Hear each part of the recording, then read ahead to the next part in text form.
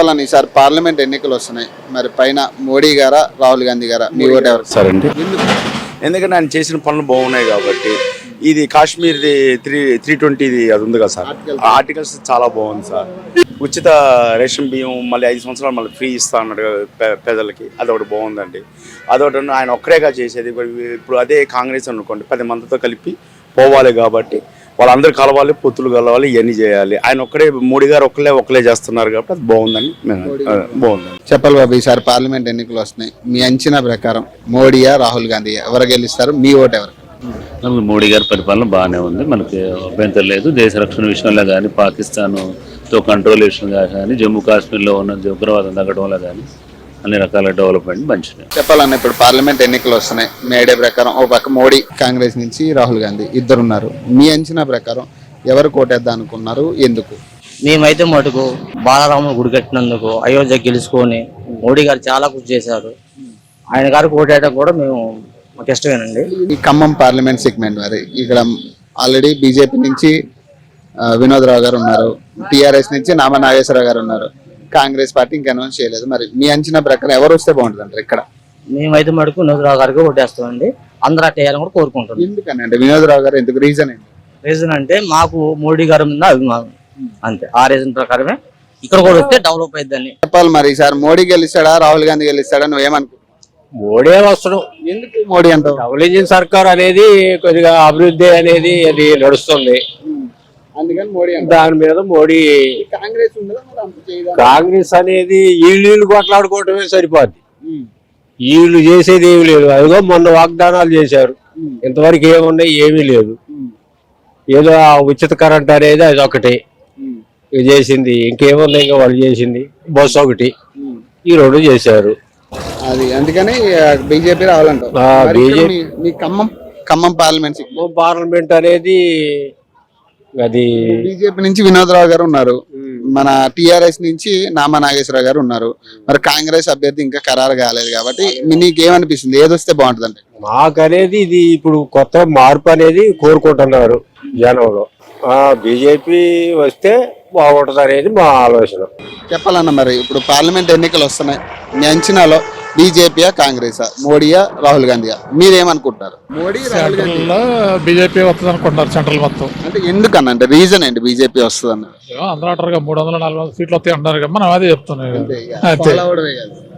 మరి కాంగ్రెస్ మీద మీ అభిప్రాయం ఏంటి? ఆల్రెడీ కాంగ్రెస్ రాష్ట్రాల్లో వస్తుందేమో కానీ సెంట్రల్ లో రాకపోవచ్చు, బీజేపీ రావచ్చు. చెప్పాలి, ఈసారి పార్లమెంట్ ఎన్నికలు వస్తున్నాయి, మరి మోడీ సర్కార్ వస్తుందా లేకపోతే కాంగ్రెస్ సర్కార్ వస్తుందా, ఎట్లా? మరి మోడీ సర్కారే వచ్చింది. ఎందుకన్నా అంటే ఎందుకు? పథకాలు మంచిగా పెట్టింది కాబట్టి, మోడీ గారు ఎప్పటి నుంచో ఉన్నారు కాబట్టి అందుకని మోడీ. మరి ఇక్కడ మరి ఎవరు గెలుస్తారు మీరు ఖమ్మం పార్లమెంట్? ఖమ్మం పార్లమెంట్ కూడా మోడీ గారే. మోడీ గారు అంటే బీజేపీ. ఎందుకంటే ఎందుకు అంటే ఇక్కడ వినోద్ రావు గారు బీజేపీ నుంచి ఉన్నారు కదా, మోడీ గారి తరపు నుంచి ఎప్పటి నుంచో ఉంది కదా, అందుకని మోడీని చూసి అంతే. ఈయన కూడా కొద్దిగా మంచి వ్యక్తి కాబట్టి. చెప్పాలన్న మరి ఈసారి పార్లమెంట్ ఎలక్షన్స్ లో బీజేపీ గెలుస్తుందా కాంగ్రెస్ గెలుస్తుందా, మోడీయా రాహుల్ గాంధీయా, మీ ఓటు? అసలు ఇంకా ప్రజలందరూ కూడా డిసైడ్ అయ్యారు. ఎందుకంటే భారతీయులకి సాంస్కృతిక సంపద అయినటువంటి రామ జన్మభూమి శ్రీరాముడి మందిరం కట్టించిన తర్వాత మేజర్ హిందువులంతా కూడా మోదీకి సపోర్ట్ చేయాలా, మోదీ లాంటి గ్యారంటీ వ్యక్తి ఈ దేశానికి ఉన్నాడు. కరోనా కష్టకాలంలో అడగకుండానే ప్రజలందరూ తల్లడిల్లే రోజుల్లో, భయభ్రాంతులు కలిగే రోజుల్లో వ్యాక్సిన్ 3 సార్లు ఫ్రీ ఇచ్చారు.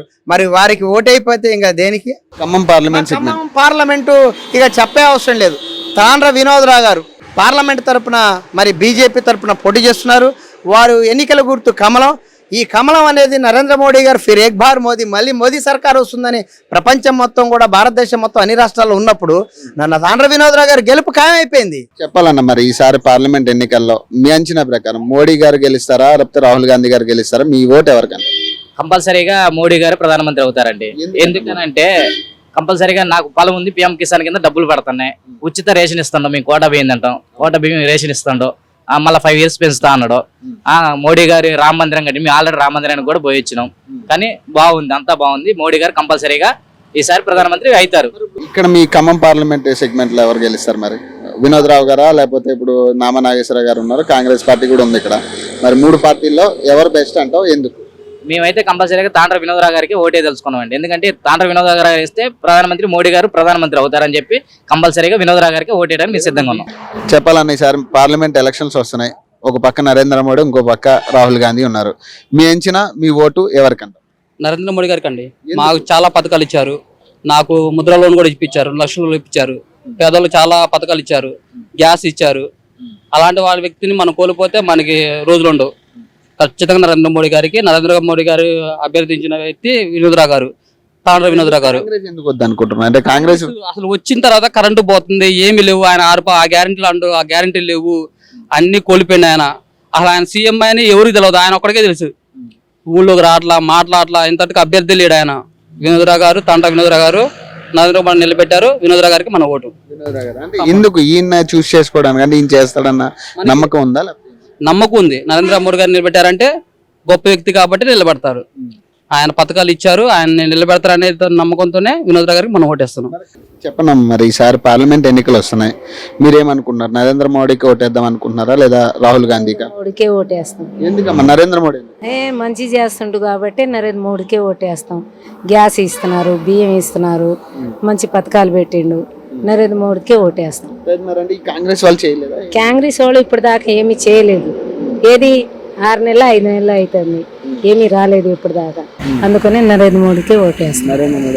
మరి మీకు ఇక్కడ ఖమ్మం ఎవరు గెలుస్తారంట? ఖమ్మం పార్లమెంట్ ఇప్పుడు వినోదరావు గారు బీజేపీ నుంచి ఉన్నారు, నామా నాగేశ్వరరావు గారు ఏమో టీఆర్ఎస్ నుంచి ఉన్నారు. కాంగ్రెస్ నుంచి ఇంకా పెట్టలేదు కాబట్టి మేము వినోదరావు గారికే ఓటేస్తాం. ఎందుకంటే మాలాగా పేద మనిషి బాధ అర్థం చేసుకుంటాడు, ఆయనకే ఓటేస్తాం.